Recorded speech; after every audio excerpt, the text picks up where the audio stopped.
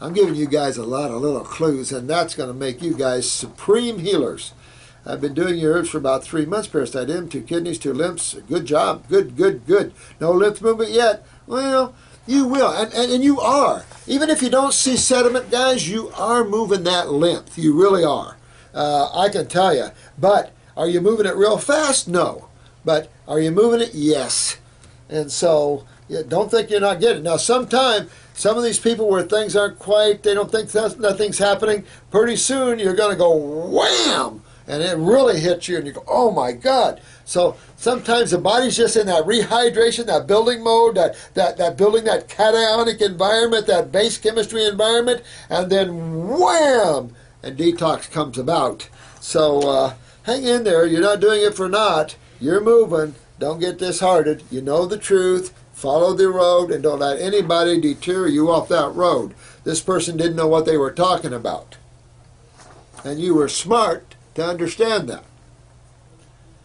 Toxic and wormy and filly. I wouldn't buy a thing this person said. I like to let off sometimes, but I just can't stand these kind of practitioners that sit there and pull this crap on people. Oh, look, I see a worm. I don't have to empower myself by telling you things like that. And I've never, read an iridology book, study them worldwide, and never has anybody been able to see worms in ice.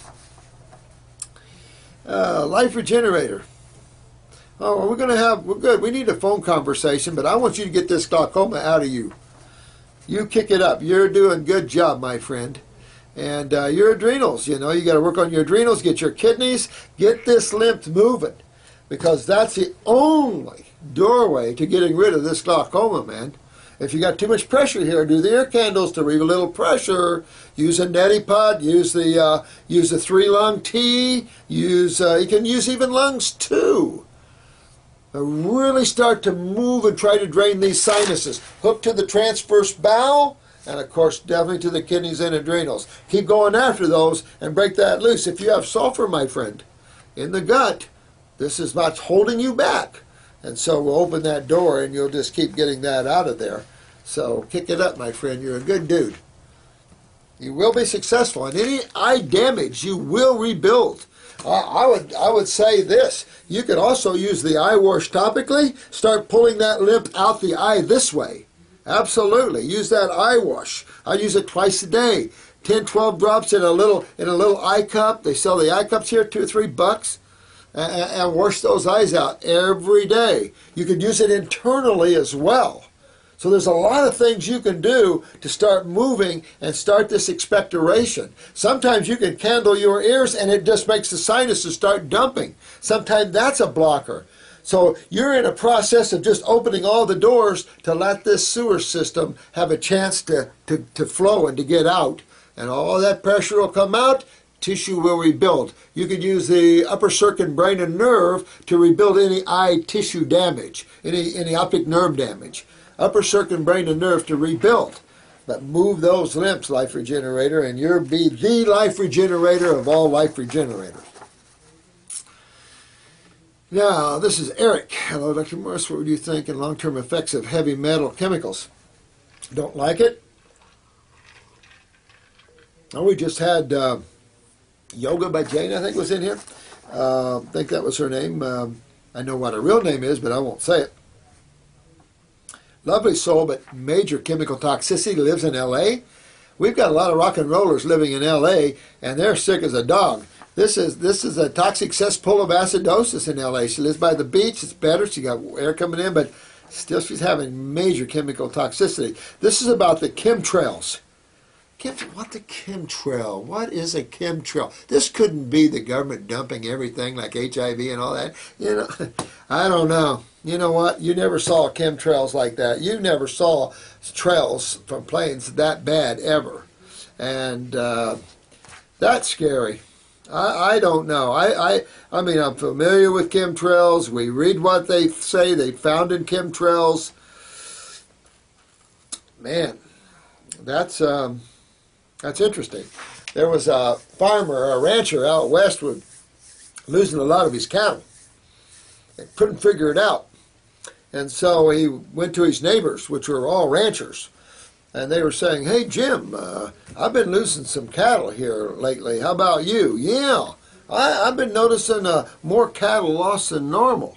So they had a big meeting against the local ranchers, and they all were talking about excessive cattle dying.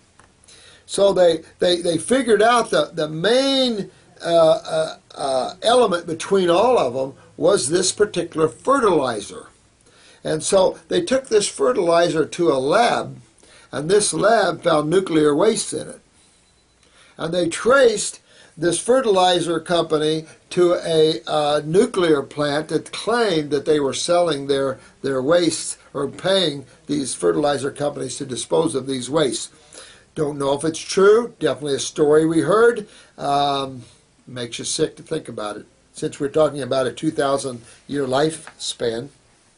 So I don't know what to think. I think if that's true, a lot of people, and I don't lie, man, you're gonna like this, but we could do it in the art of love and joy. Put these guys in a little bit of a restricted area, say 10x10 for a while, and have them say, "I love God and nature, and I'll never destroy it again."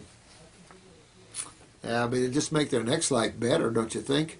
Like if they can go through their karma now easier, then they won't have to go. See, you can look at it on the positive side.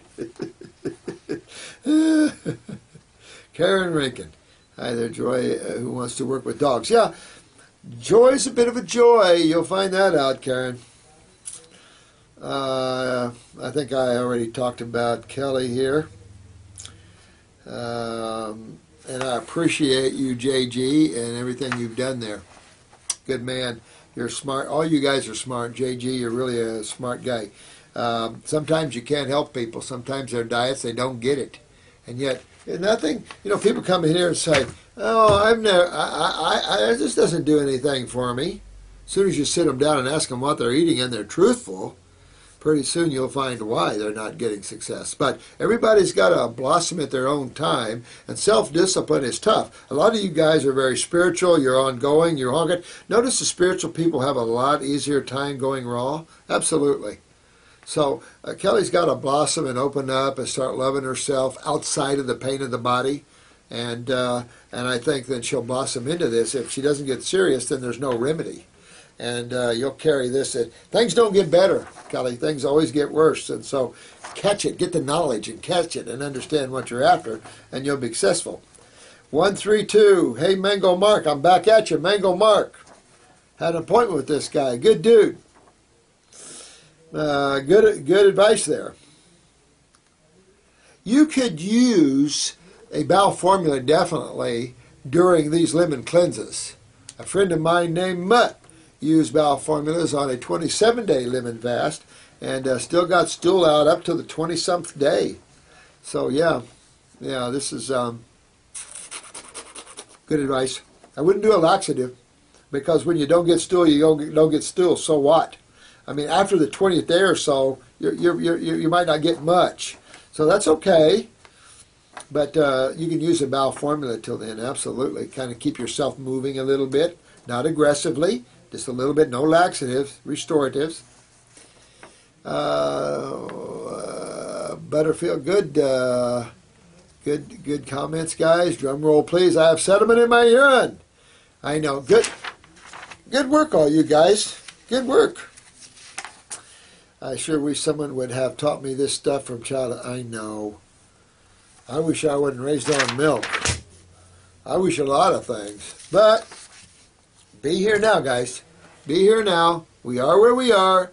We are where we are. We know what we are because of our past. Now it's awakening time. We're not our bodies anyway. So it's time to blossom spiritually too. It's time for all of us to take wings and take flight and give the God force to this starving planet. And hopefully the impact we can make will be tremendous, especially in the healing arts, which to me is the most humble thing you can do, is help others, including the animals and the plants, to have a healthy and happy experience. If they don't, that's also the nature of creation. The nature of creation is dual. There's two sides to it. You're going to have your good days, you're going to have your not so good days. That's the natural swing of things. But if you live in the now, those days won't affect you. They might affect your body, but they won't affect you. So have fun with those. And for about 5 to 7 minutes upon awakening, my right eye remains blurry. Yeah, definitely use that eye wash. Move with that eye wash. Clean those eyes out. You can take it internally. Move those lymphs, though. That's also an indication of sluggish lymph, which can break down nerve tissue and spasm the eyelids, make the eyelids heavy, all these things. Check your parathyroid, too. Random Raw Uncut. I've been through many scare. Yeah, I've read this before. You did good, sweetheart. Things are scary, no question. I've been scared, let me tell you. Won't lie to you. But you know what? I had no one there to pat me on the back and say you're okay. I had no one, so I rode through it with the power of what I thought, and my conviction that this was the road, and the power of the books I was reading. And so you have help. I'll walk with each and every one of you. And so you have us as a reserve to call and have a friend that helps thousands go this way, so you'll be okay. Like I said, if we need medical help, we need medical help, okay. But keep driving down this road. Don't lose your focus. Helen Roses has been in the media regarding his meat. I can't believe. First of all, if you're a professor and you think that you should have a meat-only, high-fiber diet for IBS, and I'm going to question your professorship, and he's a professor of gastroenterology. This guy hasn't got a clue. This is just, here's a professor. Shame on you, professor.